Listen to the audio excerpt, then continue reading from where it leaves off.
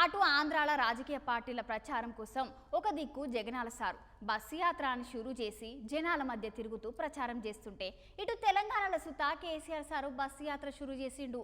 ఇయాల నుండి sir bus యాత్ర షురూ అయింది. కేసీఆర్ సారు బస్సు యాత్ర ఒకసారి చూసొద్దాం చలో.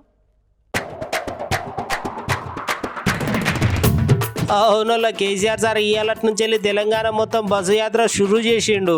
సార్ జనాలలో తిరుగుతున్నారు, ప్రజల సమస్యల గురించి మాట్లాడుతూ సేగుర్తు సర్కార్ లీడర్లను పొట్టు గరుచుకుంటున్నాడు. సార్ రోడ్ షోలో భాగంగా మిర్యాలగూడలో మాట్లాడుతున్నాడు. సార్ మాటలు మీరుసుతో పారినోర్రి. ఈ దద్దమ్మలకు దమ్ము లేక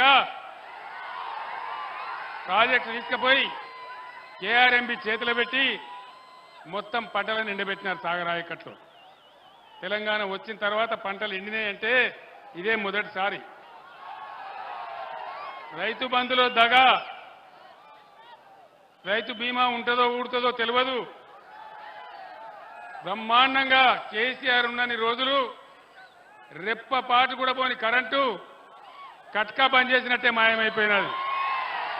వీళ్ళు కొత్తగా గడ్డపారలు బట్టి తవ్వి పనిచేసే అవసరం లేకున్నా కేసీఆర్ 9 ఏళ్ల పాటిచ్చిన కరెంటును కూడా నడిపించలేని అసమర్థులు ఈరోజు రాజ్యాన్ని వెళ్తా ఉన్నారు. మన దగ్గర 4-5 నెలలకే కేసీఆర్ పక్కకు జరగంగానే ఇవి ఎక్కడ మాయమైపోయినాయి, ఎందుకు బాధ పెడతా ఉన్నారు?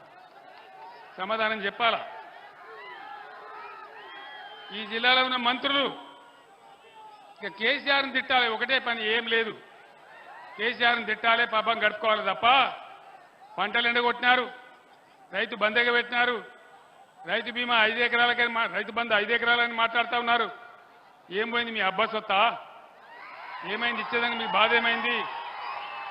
రైతుల సపోర్ట్ లేకుండా, ప్రభుత్వ సహాయం లేకుండా ఈ దేశంలో, ఈ ప్రపంచం మొత్తంలో ఎక్కడ కూడా రైతులు వ్యవసాయం చేయడం లేదు.